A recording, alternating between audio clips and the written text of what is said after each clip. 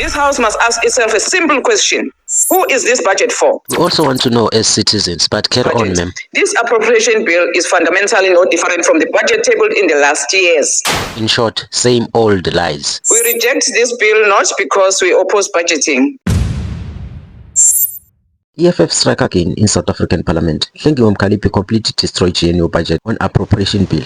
You need to listen to this speech to understand exactly what is happening to your tax money, not for fun of the online drama, and definitely not out of hate for any party.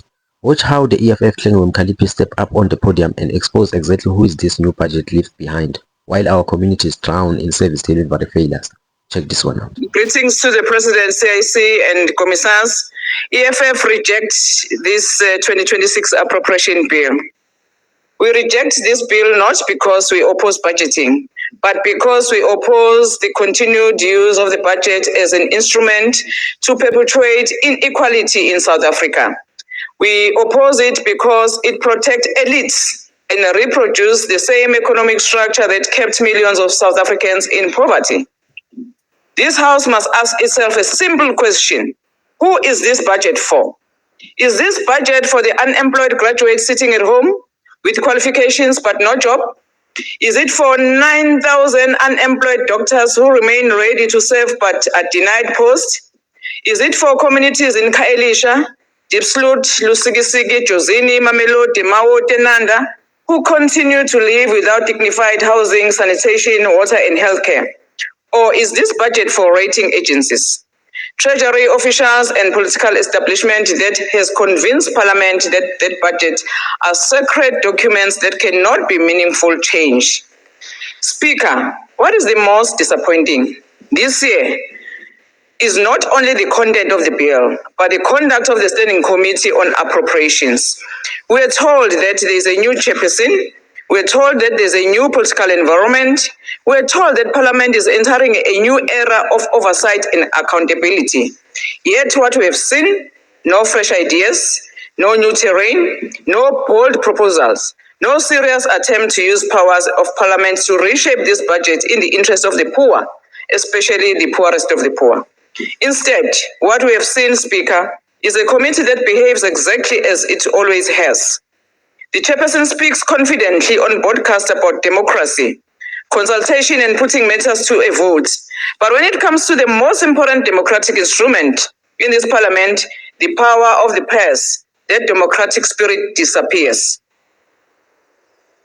Because when it comes to the money bills, the appropriation bill and the division of the revenue bill, treasury proposals are treated as gospel truth, as if Parliament exists merely to rubber stamp what National Treasurer has already decided. But that is not what the Constitution intended. The Money Bills Act was designed precisely so Parliament can amend budgets. Parliament is not here to merely receive treasury proposals and upload them. Parliament is empowered to change them. Yet, year after year, we refuse to do so. And that is why this bill is so disappointing. Despite all these political shifts, Madam Speaker, despite a fractured political environment, beside fatal conditions for genuine people's budget, this appropriation bill is fundamentally no different from the budget tabled in the last years. The same austerity, the same fiscal regression, the same underinvestment in health, the same underinvestment in education, the same failure to confront unemployment, the same indifference to structural inequality. Nothing has changed. The EFF made a practical proposal. We said, let us increase health budget and absorb unemployed doctors, nurses, and healthcare workers. We said, let us increase education funding so no child lands in overcrowded classrooms, under trees, or in schools with pit toilets. We said, let us increase infrastructure spending to ensure communities receive water, sanitation, road, and electricity.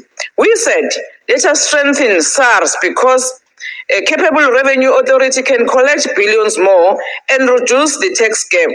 These are practical amendments. These are constitutional possibilities. And we say this every year. But Parliament refuses to act. Instead, Treasurer dictates, Parliament obeys. This is not oversight. This is surrender. This budget does not confront unemployment. It does not confront poverty. It does not confront inequality. It merely manage crisis while protecting the status quo. And for these reasons, Madam Speaker, EFF rejects 2026 appropriation bill. Thank you. Thank you, Honorable Member. Honorable Member. Thank you, Halala. Thank you, Commissar. Honorable Mobile Mhlong on the platform, please switch off your mic. Well done, well done. Well done, Commissar. Order, Honorable Commissars on the platform. Do you agree with the EFF that this new budget protects white monopoly capital, or do you think the opposition is just blocking financial progress? Drop your thought below and let's look at the facts in the comments.